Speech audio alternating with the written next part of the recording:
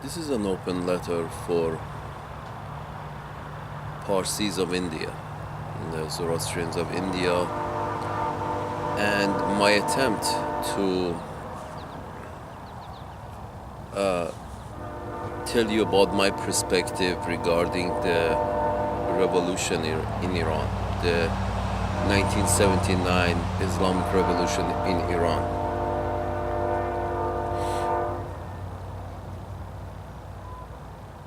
Before 1979, in the years leading up to 1979,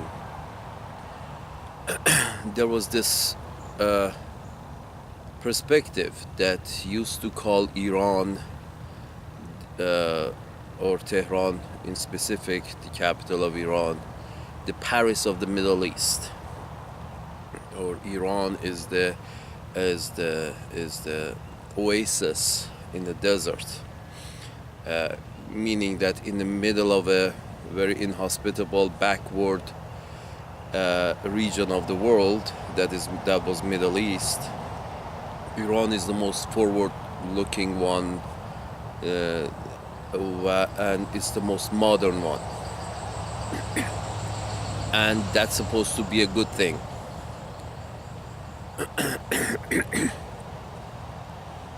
Now, the question is, what I'm going to cover is that whether that was a good thing or it wasn't. And in my view, it wasn't a very good thing, being the most progressive state in the Middle East. It's not sustainable. It wasn't sustainable. And I want to go over why it became like that, why it became the most progressive state in the Middle East, and why it wasn't sustainable.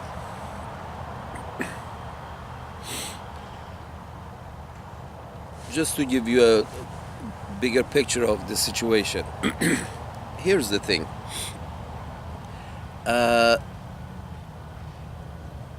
In Iran, like in many countries in the world, let's take for example pre-Islamic dynasties in Iran. Every one of the pre-Islamic dynasties in Iran had what you call a council of Mogham. Mogh is a different name for Dastur, means basically the religious clerks. The Zoroastrian clerks, religious clerks, during pre-Islam periods, they were all called Mogh. So the dynasties, the kings, pre-Islamic kings in Iran had this council of the top religious leaders of the country of Iran. They were all Zoroastrians, they were all religious leaders, and the kings, every one of the successful kings during the pre-Islamic era had kept a council of Mogham very close to them. Let's say it's a council of 12 people, 15 people, 20 people, whatever, of top clerks, Zoroastrian clerks, who used to advise the king. And there's a reason for that.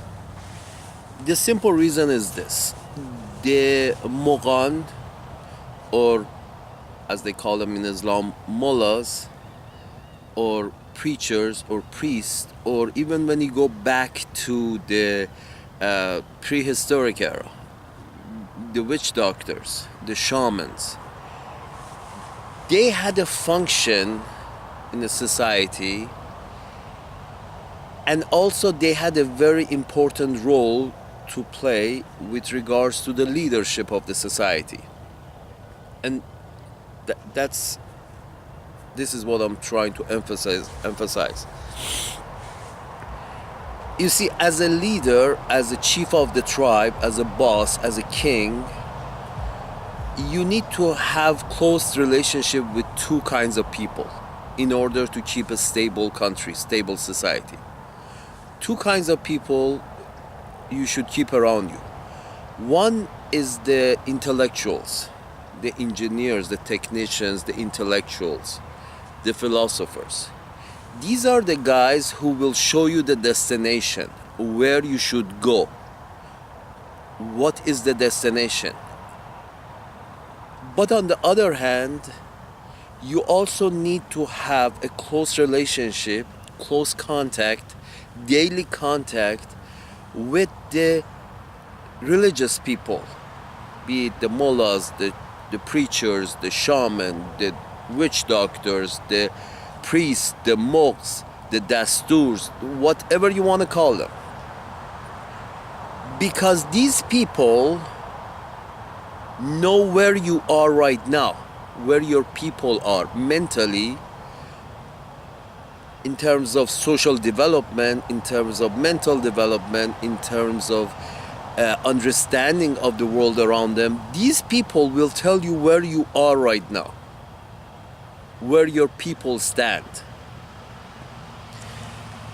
Now, as a leader, let's say you're in a forest, chief of a tribe, you're in a forest, you want to reach a destination. To reach a destination, you need two pieces of information.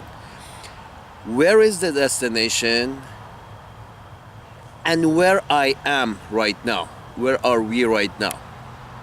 Knowing the destination without knowing your location is useless. Because you don't know, you have heard of you have to reach a destination, but because you don't know your own location, you don't know whether to go north, south, east, west, who knows. You have to know your location, and then you have to know the destination so you can negotiate your way towards the destination.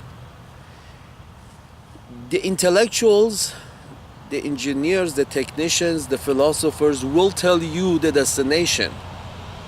But your preachers, the shamans, the religious leaders will tell you your location, where your people are right now. You need the counsel of both these groups. Any executive power, being the king, being the the president, being the prime minister, whatever the fuck you want to call them, any executive power who have neglected the counsel of either one of these groups has caused the downfall of his own people, his tribe. Both these groups have to be counseled. Example, Saudi Arabia has neglected the counsel of the philosophers and the intellectuals.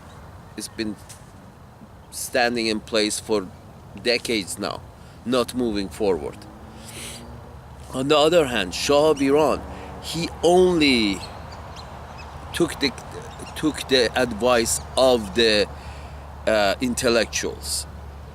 He knew the destination, but he didn't take any advice, any consideration of the advice given by the preachers. So we had the revolt. A good system, and that's the reason I don't like the Pahlavi dynasty. I think he was a stupid man. The last Shah of Iran, he was a very stupid man because of this exact reason. He chose to distance himself from the preachers, from the religious leaders of Iran. What happens when you distance yourself from the religious leaders? Here's the thing.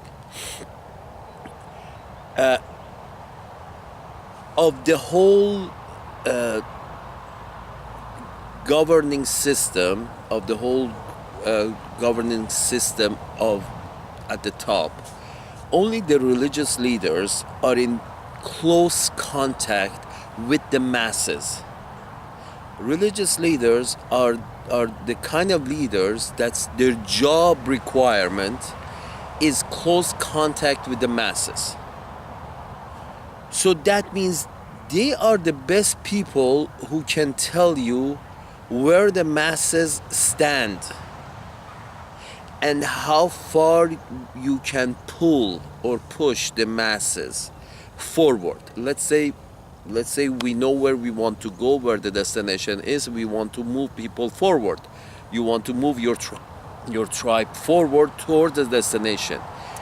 Only the religious people can tell you how slowly you can push your people, how fast you can push them, how you should push them. Because here's the thing about leaders and their people.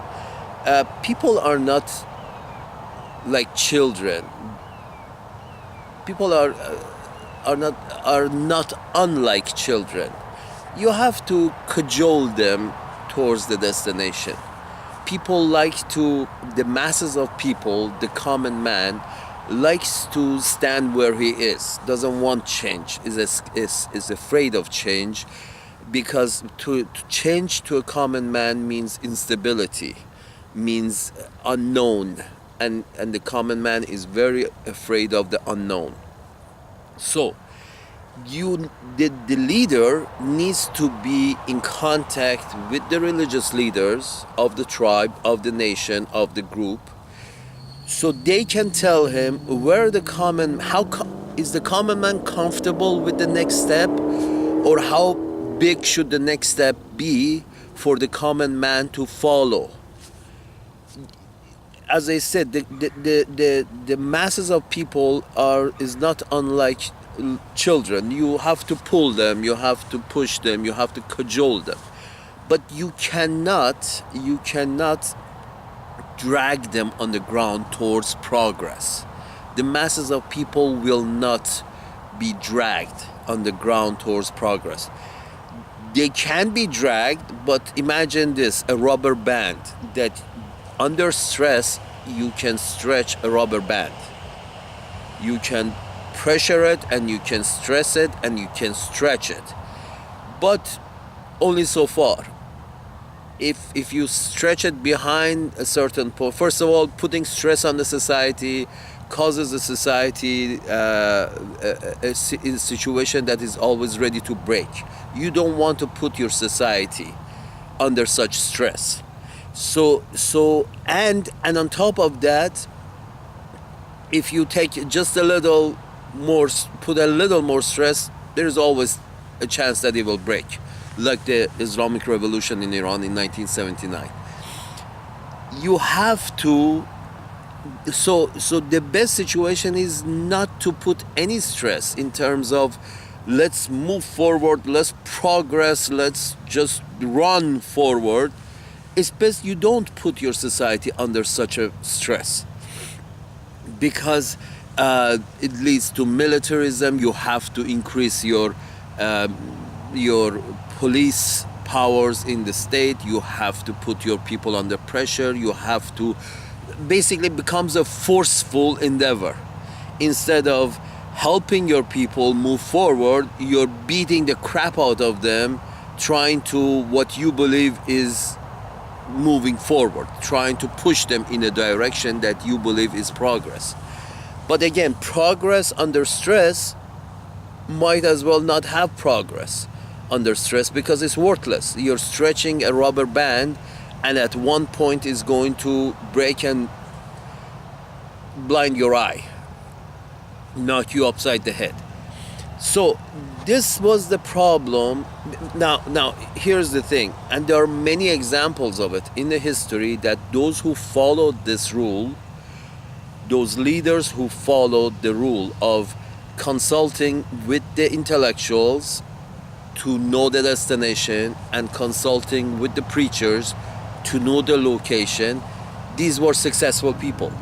In fact, it's such an important thing, consulting with your preachers to know where your people stand, is such an important thing that the leadership of successful nations have always had very, very, very close ties with the preachers, with the top preachers of those nations, and such a close ties that in many cases they persuaded the national leaders, persuaded the religious leaders of their own nation to branch off from the main religion in order to keep a national identity, in order to so they can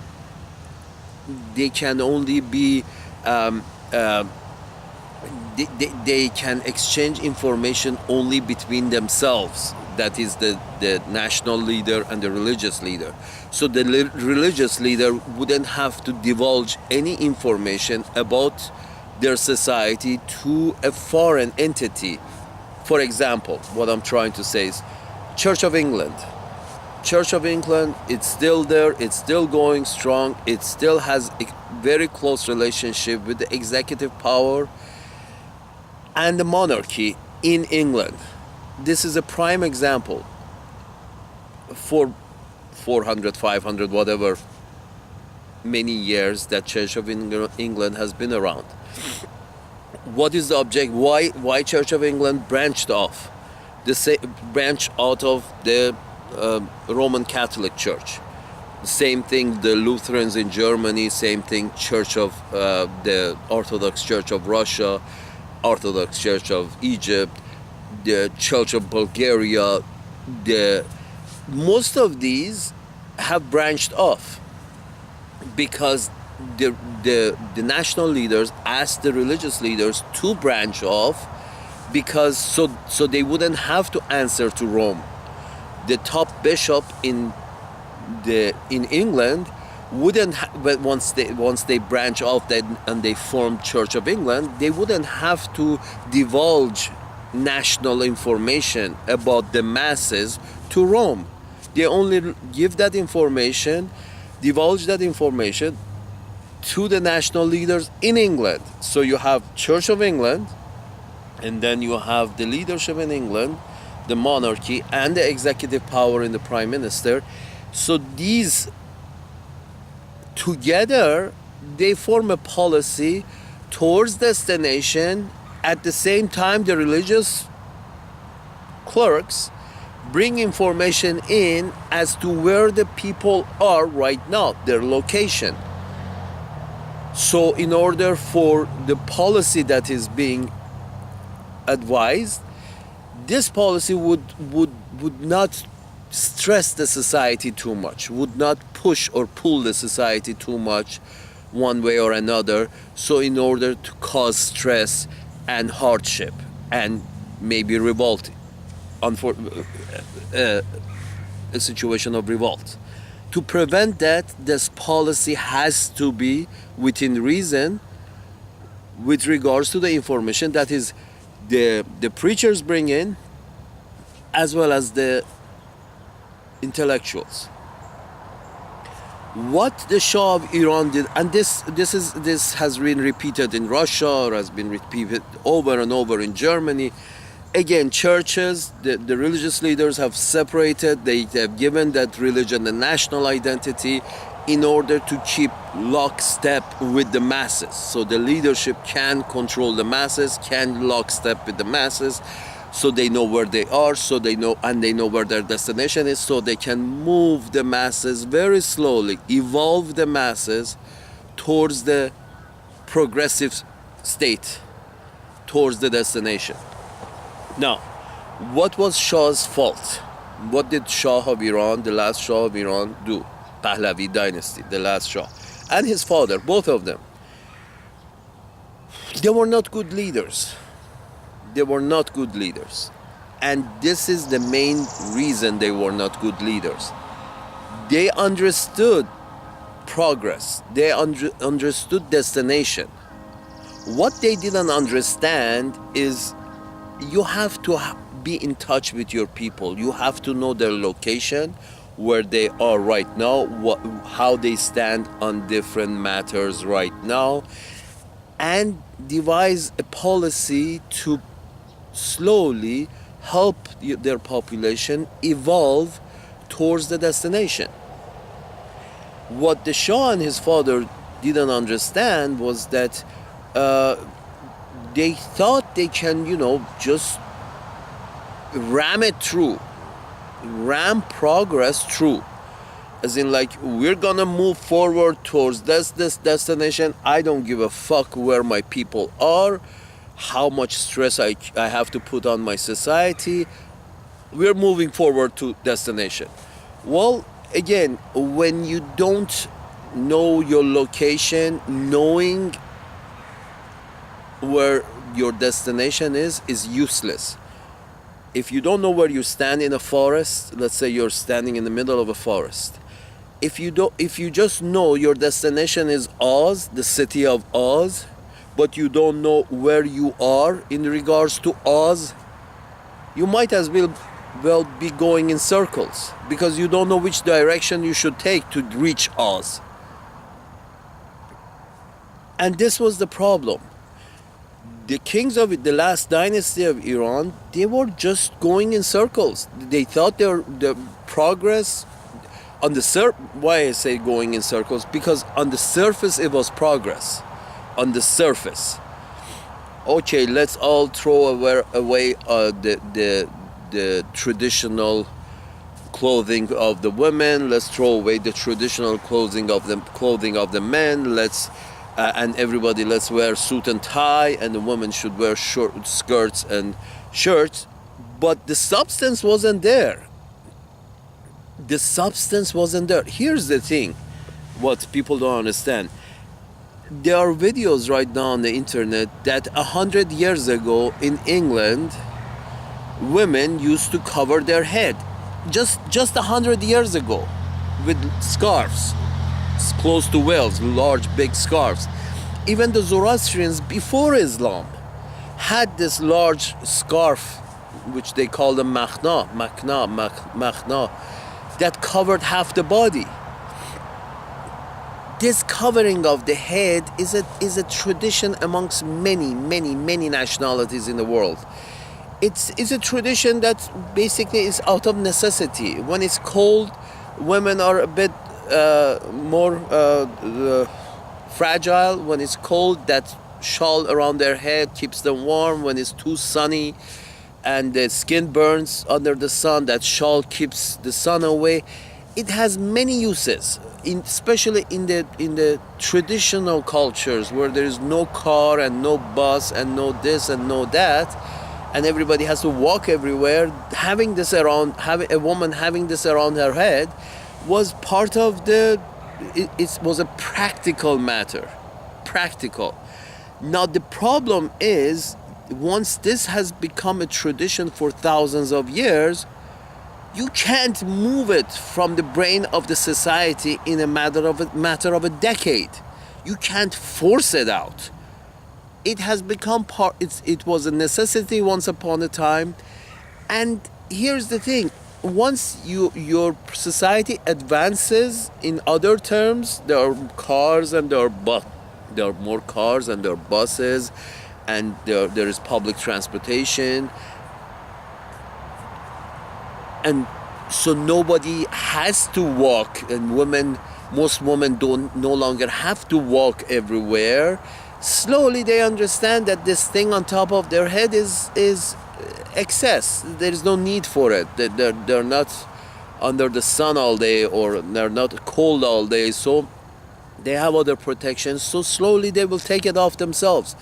The problem is when you come in and you want to change your society to look like Sweden in a matter of 5 years. For example, the Pahlavi, the first Pahlavi, Reza Pahlavi, the first guy in the dynasty, the father, he basically forced the veil off women's head in Iran. You can't force people to progress, or whatever you want to call it, progress, or it's not progress, it's just, it was a need for it, and then slowly it became part of the culture. And having it or not having it, it's not progress or no progress, it's just a different state of being. The one that does is not covering up is one state of being, and now the other one that is covering up is another state of being. None of them can be equivocated with progress.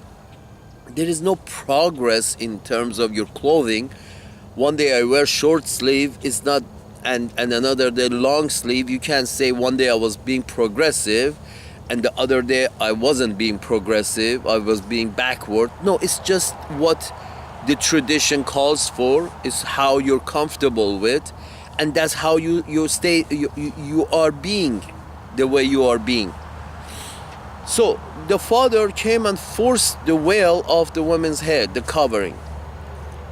You can't force traditions out of people at this speed.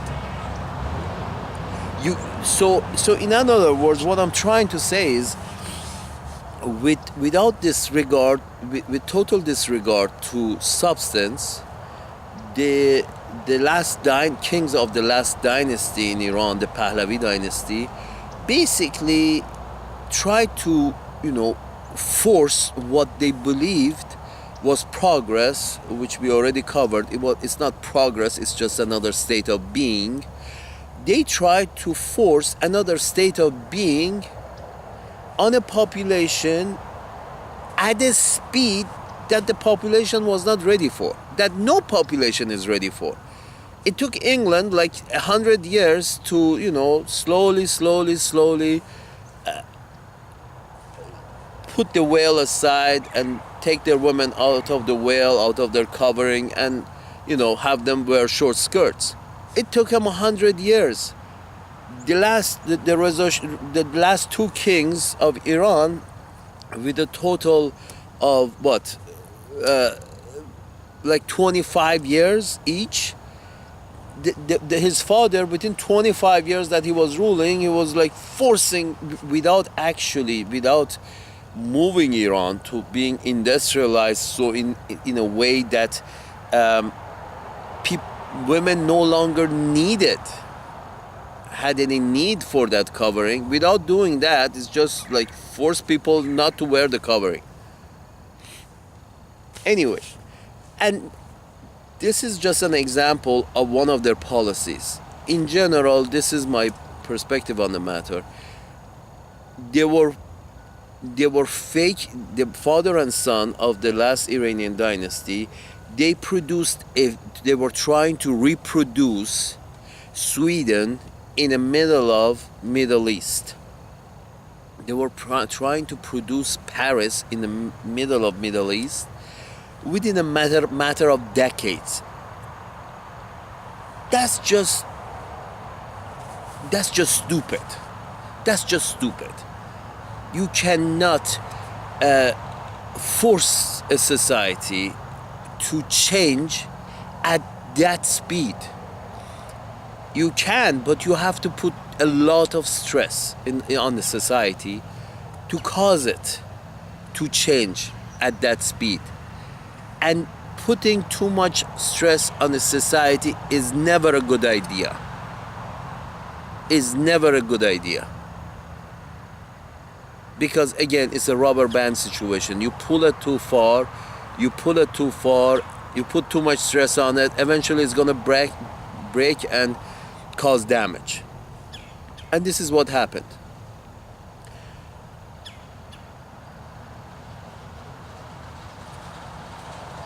After the revolution, we saw what happened. Here's the thing, I'm not a Muslim. I don't care for Muslims. But the society in Iran after the revolution has been more or less stable, because the mullahs, the religious leaders, have become more involved in the policy making, and they are in touch with the masses. So they're moving as fast as the masses can take it. They're moving more or less in lockstep with the masses. There are always people who are not happy with the situation, including myself. I'm not happy. I think I like to live in an environment that is not as backward, or backward as, I don't want to call it a backward, it's a state of being, the Iranian state of being, as far as the way they treat each other, they treat all the people in the society treat each other, their beliefs, their ideas, their conservatism. I'm not comfortable with that, so I don't live in Iran. But the majority of people who live in Iran are comfortable with what they have. They are moving forward. They're not moving forward as fast as I like it, so I get out. But the masses are moving forward as fast as they can handle it, as fast as they like to move forward. And these mullahs haven't done a really bad job. They have, I can't say they have done a great job, but they have not done a bad job. In the past 40 years, they have created thousands and thousands of universities in Iran. When the last Shah of Iran left, Iran had like a handful of universities. The mullahs in Iran, they have created thousands of universities in Iran. And this by itself is a reason that this is a good example of this is how you cause societies to change. You teach them, you change their mindset so they evolve at a faster speed. They move towards the direction as they want to move towards the direction. You don't have to force them to move towards the destination. They want to move towards the destination because now you taught them what they need to know. And this is how you move the society, not with force, not with forcing the society to leave its value system that they have followed for thousands of years, and suddenly you say, yeah, you have to behave like a Swedish person from tomorrow. It's like, what the fuck? So these mullahs, they're not as regressive as the religious leadership in Saudi Arabia, for example. Religious leadership in Saudi Arabia is basically saying women can't go to school after age, I don't know, 14, 13, and very few universities, bad education, shitty education, and they're producing a bunch of pigs in Saudi Arabia. They're masses. But in Iran, it's the exact opposite. There are more women going to universities in Iran than there are men. That's saying something. You change a society. If you want progress, let's call it progress or whatever, if you want to change in a society, if you want evolution in a society, you teach them. You send them to universities, especially the women of the society, because women tend to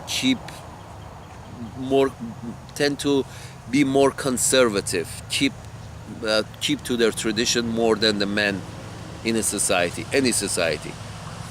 So you're sending them to universities, you're teaching them, they learn, and then they want to progress. You don't have to force the veil off their head. They will take the veil off their head willingly. And this is where Iran is right now, that the mullahs have taught the people, have sent people to universities willingly. They wanted to do this. That's the thing about the mullahs in Iran. They are not as bad as the other mullahs in the Sunni society. These are Shiite mullahs. I don't know, whatever they are much better than the Sunni mullahs. They actually want their people to progress. The mullahs at the top, they advise, they force, they ram through build thousands of universities in Iran. Encourage education. How many fucking mullahs do you know in